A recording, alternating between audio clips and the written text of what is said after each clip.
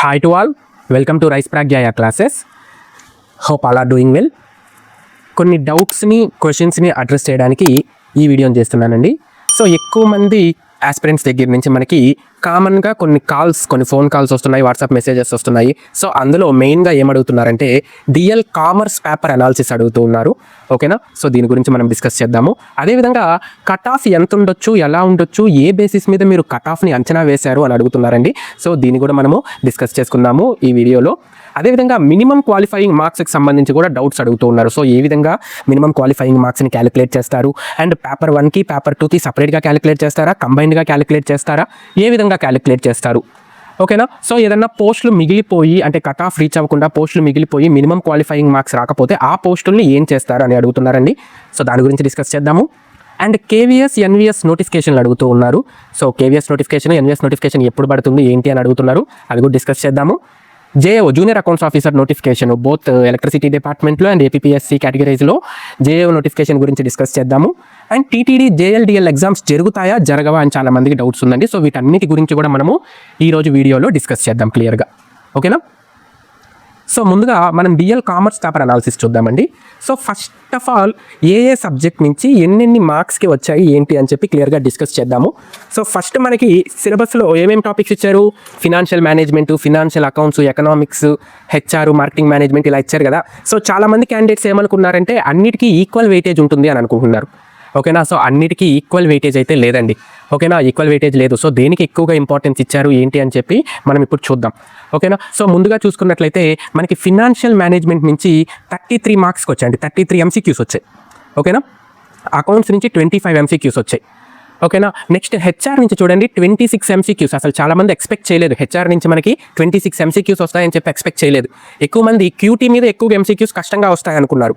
But cutie మీద 14 MCQs కొంచెం ఈజీగానే అడిగాడండి. సో క్యూటీ చాలా కష్టంగా వస్తుంది అనుకున్నారు కానీ ఈజీగానే అడిగారండి క్యూటీ. ఓకేనా? అండ్ బిజినెస్ ఎన్విరాన్మెంట్, ఎకనామిక్స్ ఈ రెండింటి మీద 15 ఎంసీక్యూస్ వచ్చున్నాయి. Marketing management 14 MCQs వచ్చున్నాయండి.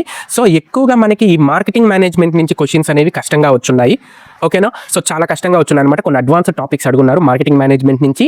And next HR నుంచి ఎక్కువగా క్వశ్చన్స్ అడుగున్నారు. అండ్ అవి కూడా కొంచెం ట్రిక్కీగానే ఉన్నాయి. ఓకేనా? అండ్ ఎఫ్ఎంలో మనకి ఏవైతే ఈ assertion reason model, statement conclusion model ఉన్నాయో అవి క్వశ్చన్ చూడడానికి ఈజీగా ఉన్న కన్ఫ్యూజ్ అయ్యే అవకాశాలు ఎక్కువగా ఉన్నాయండి. సో ప్రాబ్లమ్స్ అన్ని సాల్వ్ చేయొచ్చు. ఎఫ్ఎంలో 8 ప్రాబ్లమ్స్ ఇచ్చారు కదా, 8 ప్రాబ్లమ్స్ని కూడా మినిమం ప్రిపరేషన్గా ఉంటే 8 ప్రాబ్లమ్స్ని సాల్వ్ చేసే విధంగానే ఇచ్చున్నారనమాట.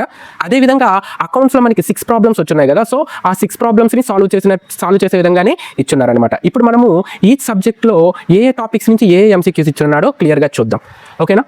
సో ఎఫ్ఎం తీసుకున్నట్లయితే ఇంట్రడక్షన్ నుంచి మనకి అసలు ఏ టైప్ ఆఫ్ క్వశ్చన్ రాలేదు, డైరెక్ట్ క్వశ్చన్ రాలేదు, అసెర్షన్ రీజన్ మోడల్ రాలేదు, స్టేట్మెంట్ కన్క్లూజన్ మోడల్ రాలేదు, మ్యాచింగ్ రాలేదు, ప్రాబ్లమాటిక్ రాలేదు. ఓకేనా? క్యాపిటల్ బడ్జెటింగ్ నుంచి డైరెక్ట్ క్వశ్చన్ ఒకటి వచ్చింది, అసెర్షన్ రీజన్ 2 క్వశ్చన్స్ వచ్చాయి, స్టేట్మెంట్ కన్క్లూజన్ 1 క్వశ్చన్ వచ్చింది, ప్రాబ్లమాటిక్ 1 క్వశ్చన్ వచ్చింది. సో ఓవరాల్గా క్యాపిటల్ బడ్జెటింగ్ నుంచి మనకి 5 క్వశ్చన్స్ వచ్చాయి.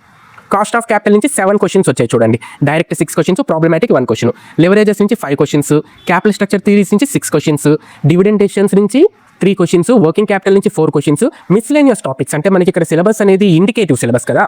ఓకేనా? అంటే మనకి నోటిఫికేషన్లో ఇచ్చిన సిలబస్లో కాకుండా దాని రిలేటెడ్ టాపిక్స్ మీద కూడా కొన్ని క్వశ్చన్స్ అయితే అడుగున్నాడండి. లైక్ ఈక్విటీ షేర్ హోల్డర్స్కి రెసిడ్యువల్ వాల్యూ ఏంటి, ఇట్లాంటి కొన్ని క్వశ్చన్స్ అడుగున్నాడు కదా. ఇవన్నీ కూడా నేను మిస్లేనియస్ అనే కేటగిరీ కింద వేశాను అనమాట. సో ఈ మిస్లేనియస్ అంటే related to the topic category నుంచి మనకి ఎఫ్ఎంలో 3 ఎంసీక్యూస్ అయితే వచ్చాయి.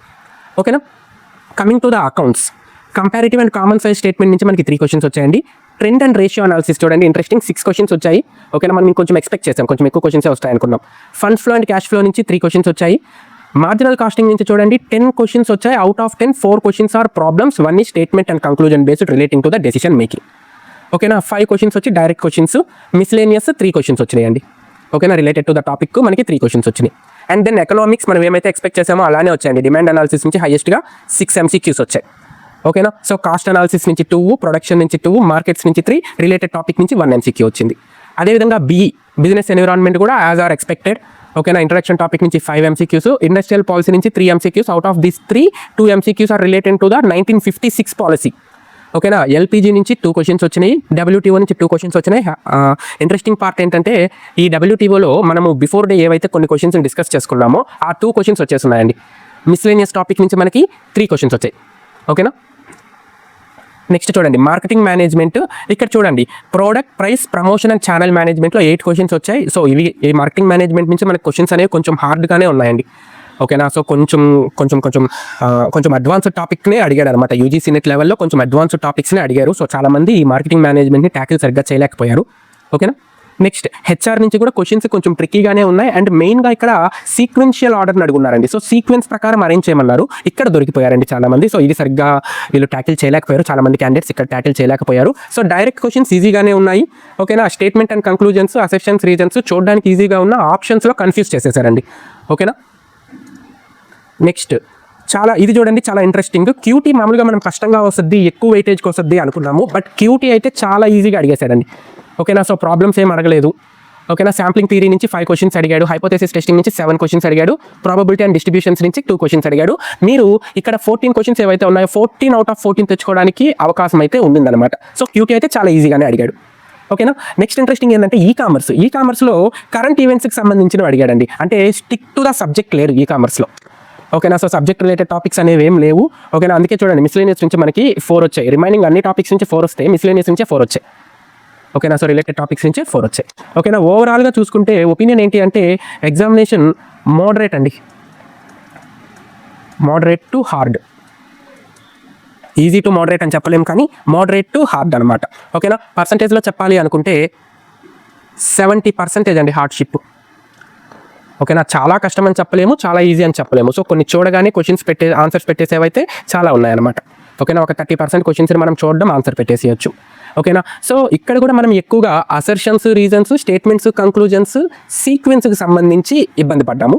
ఓకేనా. డైరెక్ట్ క్వశ్చన్స్ని మనం ఈజీగానే సాల్వ్ చేసాము, which comes under 94 out of 150 questions are comes under direct model. ఓకేనా. ప్రాబ్లమ్స్ని ఈజీగానే చేయగలిగామండి. సో 17 out of 17 మనం చేసేసేయచ్చు. ఓకేనా. సో ఎకనామిక్స్లో కూడా డిమాండ్ అనాలిసిస్కి సంబంధించి ఒక ప్రాబ్లం అయితే అడుగున్నాడు. ఓకేనా. ఈ సీక్వెన్స్ ఈ 10లో ఒక 2 వరకు మాత్రమే కరెక్ట్గా పెట్టగలమండి. మ్యాచింగ్లో 13 ఇచ్చారు కదా, 13లో ఒక 5 to 7 వరకు కొంచెం పెట్టొచ్చు, తర్వాత కొంచెం కష్టమైపోతుంది. So statement, conclusions, assertions, reasons మనకి 16 క్వశ్చన్స్ వచ్చున్నాయి. ఇవైతే కొంచెం కష్టంగానే ఉన్నాయని చెప్పుకోవాలండి. ఓకేనా. సో ఓవరాల్గా క్వశ్చన్ పేపర్ అనాలిసిస్ అయితే అది మనము మోడరేట్ టు హార్డ్. ఓకేనా. సో అరౌండ్ ఒక 70% మనకు కష్టంగానే అనిపిస్తుంది అనమాట. ఓకేనా.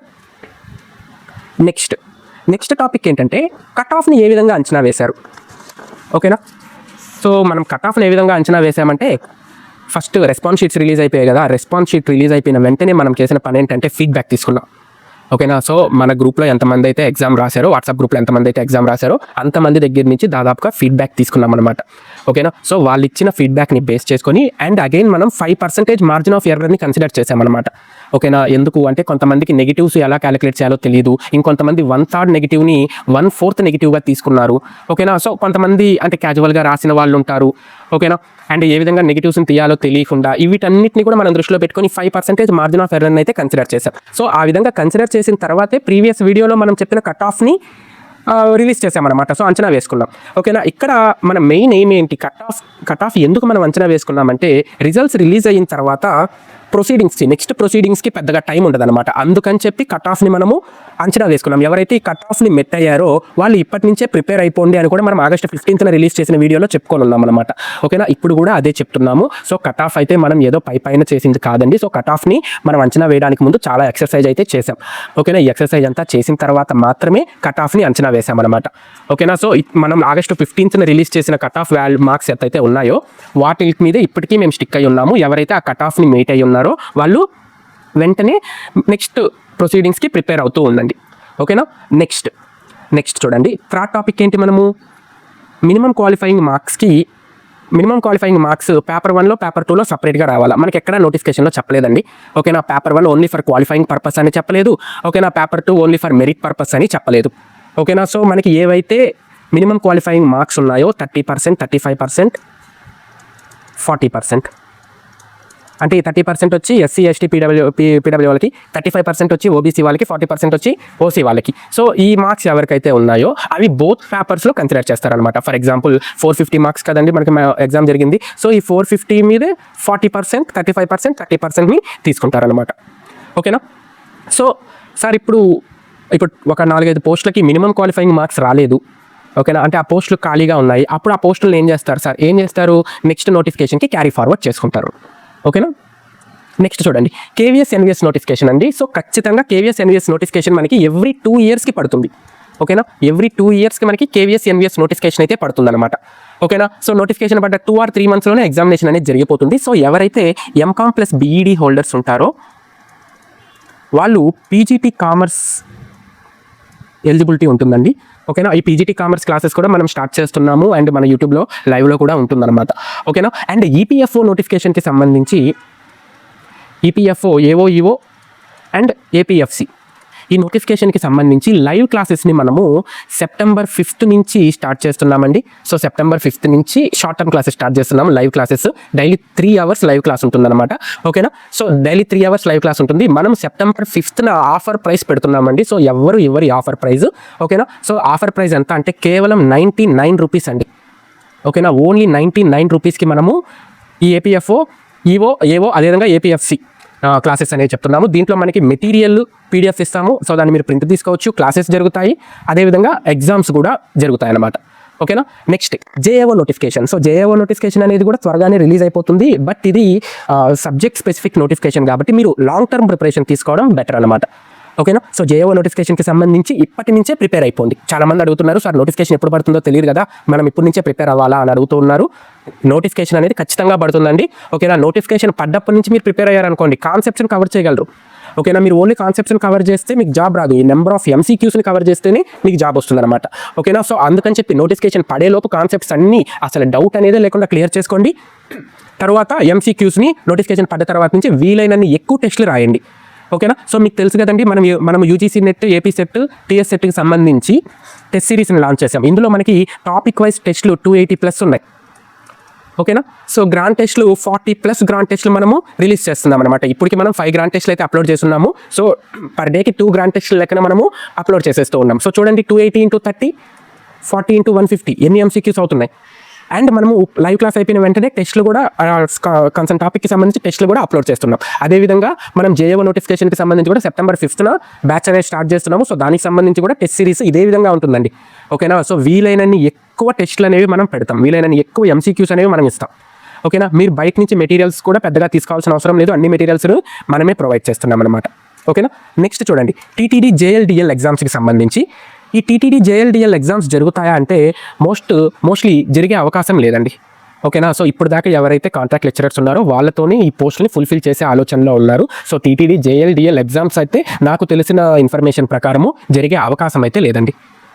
ఓకేనా, సో ఇవన్నీ ఎక్కువగా క్వశ్చన్స్ వీటి మీద వస్తూ ఉన్నాయి. సో వీటికి సంబంధించి క్లారిఫికేషన్ ఇచ్చానని అనుకుంటున్నాను. మీకు ఈ వీడియో నచ్చినట్లయితే వీడియోని లైక్ చేయండి. అండ్ మీరు కానీ కొత్తగా నా ఛానల్ చూస్తున్నట్లయితే సబ్స్క్రైబ్ చేయండి. ఈ వీడియోకి సంబంధించిన డిస్క్రిప్షన్లో వాట్సాప్ లింక్ ఇస్తాను, కామర్స్ వాట్సాప్ గ్రూప్ లింక్ ఇస్తాను. సో దాంట్లో మీరు జాయిన్ అవ్వండి. మీకు ఫర్దర్గా ఏ నోటిఫికేషన్కి సంబంధించిన డీటెయిల్స్ అయినా సరే మనం ప్రొవైడ్ చేస్తూ ఉంటాం. ఓకేనా, థ్యాంక్ యూ అండి.